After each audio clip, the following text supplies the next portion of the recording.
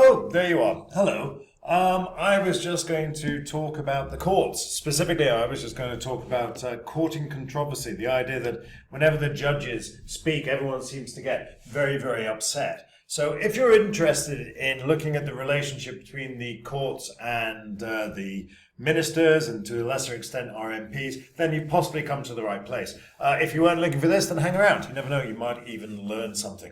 So let's start off by looking at one of the most infamous things I've read for a long time. This was Charles Clarke, and he was speaking into The Spectator, I think it was, in 2005. I'm not going to read that because you should be able to read by this stage. So if you want, pause, read that, and then we can move on. Let's move on. To what extent are the courts usurping policy sovereignty? To what extent are the courts usurping legal sovereignty? This really is what it comes down to.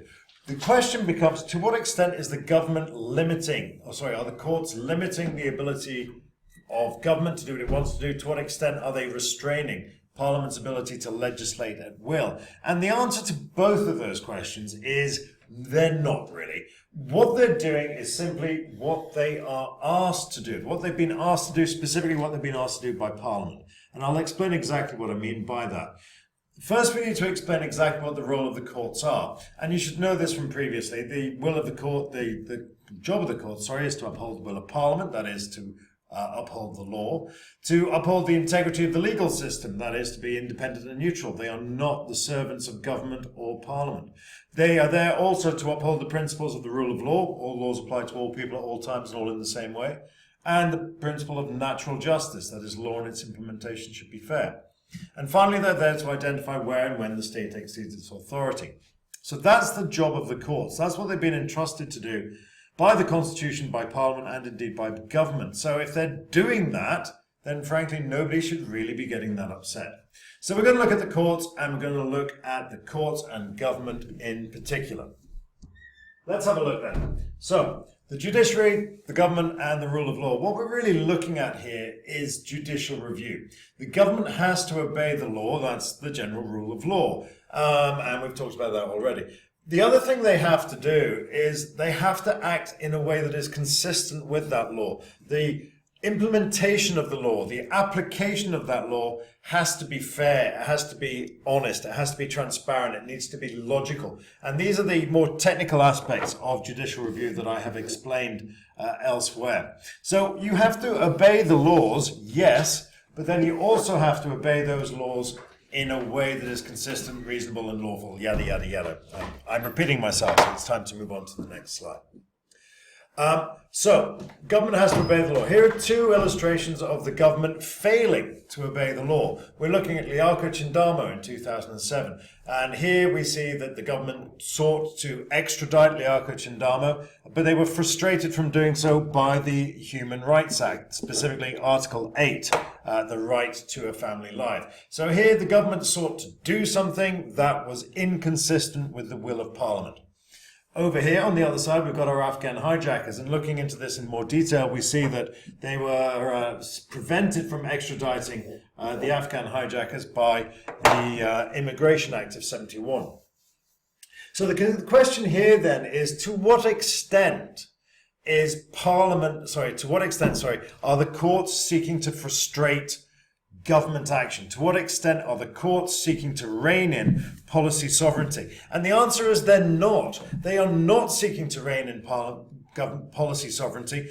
Parliament is reining in government policy sovereignty by passing these laws. These laws say, look, there is a window of appropriate action. If you exceed that, then you are acting unlawfully. What the courts are doing here is that they are the messenger. They are turning around to the government and saying, look, you are exceeding Parliament's law. You are failing to recognise and uphold the will of Parliament. It's not the court's fault.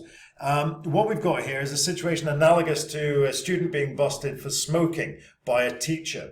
The teacher is not the person who established the policy being thou shalt not smoke. That's the school's job. The teacher is just in the unfortunate job of catching the student going off for a fag. And that's exactly what we've got here. The government has tried to ignore the will of Parliament, and the court's job is to uphold the will of Parliament.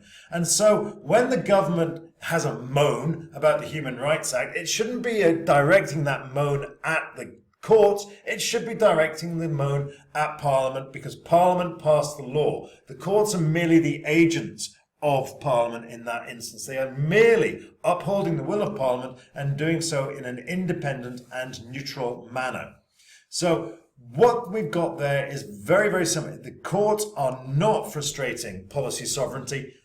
Parliament is. Parliament is imposing a limit to the things that government can and cannot do, and Parliament has the right to do that because it is a legal sovereign. It can make, amend or set aside any legislation it likes. And so if Parliament says, look, you can't extradite this kid because he has a right to a family life, or if Parliament says, look, you can't extradite these Afghans because they're seeking asylum under the terms of the Immigration Act, it's not the court's fault if they turn around to government and say, look, you can't do what you want to do. That is not consistent with the law. So again, what we're finding here, the courts are not impinging policy sovereignty. The government is simply failing to follow the law. So that's when it clearly breaches the law. Let's look let's look instead at the application of that law. And we're going to look at two particular areas here. We're going to look at acting ultra vires, that is exceeding your authority. To act ultra vires, as you should remember, is to exceed one's authority, to act without authorization. And then we can look at this where they just managed to ming it in the application. They act in a way that is unreasonable or inconsistent or illogical or not proportionate. So, acting ultra vires, our favorite example there, and I have to be very, very careful because we've all made this mistake when we've talked about Jeremy Hunt. So Jeremy Hunt here and the Lewisham Hospital cuts. What the court found was that the Secretary of State had exceeded his authority in enforcing cuts at Lewisham Hospital. Now, I need to declare an interest here. Lewisham Hospital was where both my kids were delivered, so I have an awful lot of time for Lewisham Hospital, and I don't like Jeremy Hunt. But that's neither here nor there. The point of the matter is, Jeremy Hunt acted unlawfully. He exceeded his authority when he enforced cuts at Lewisham Hospital. Of course, because Parliament is subject to a compliant majority, the government was able to persuade Parliament to amend the law so that the Secretary of State would be able to do this in future. But we're not really that bothered about that right now. What we're concerned about here is the idea that Jeremy Hunt exceeded his authority in this action, and the courts said no. Again, are the courts here infringing upon policy sovereignty? No, they are simply ensuring not only that the government follows the law, but it follows the law in a way that is consistent with the wider application of law, that it is reasonable, that it is proportionate, that it is consistent. In this instance, Jeremy Hunt had acted outside his authority. That is not consistent with the application of law, and you can't blame the courts for and again, I'm having to phrase myself very carefully, for a foster clock on behalf of the government. And speaking of foster clocks, let's move across and look at Ian Duncan Smith. Now, of course, we all know that Ian Duncan Smith is in the news recently, and there's a school of argument that says that one of the reasons he resigned is that he's just one step up ahead of a tsunami of murder that is about to descend upon the Department of Work and Pensions because he consistently got it wrong while he was there. The courts found that the Secretary of State had acted unreasonably and unlawfully in not awarding PIP to disabled people. And this, again, is part and parcel of what we're looking at now with this resignation. But again, what's happening here is that the government had not applied the law in a manner that was consistent, rational, reasonable, that it could be defended in the wider context of the law. So again, is the court here trying to usurp the policy sovereignty of government? No, they're just trying to make sure that when the government acts, it acts in a manner that is consistent with parliamentary legislation, with the will of Parliament. Parliament creates a framework or a matrix of acceptable, tolerable action. If the government exceeds that, then the courts are duty bound to step in and say to the government, no, you can't do that. Right, so we're talking about Parliament's will there. Can Parliament bind itself? Well, we all know that the legal sovereignty of Parliament says that Parliament can make, amend or set aside any legislation it sees fit, and no Parliament can bind a future Parliament. Well, that's true, but if Parliament passes a law that says it can only ever use its left hand, then it can only use its left hand until such times as it changes that law. So let's have a look at what that means in practice. And what it means in practice is that we're going to look at two particular areas. We're going to look at the EU law, which we know applies in our country because we passed the European Communities Act in 1972. And of course, we're going to look at the Human Rights Act, and we know the Human Rights Act applies because Parliament passed it in 1998.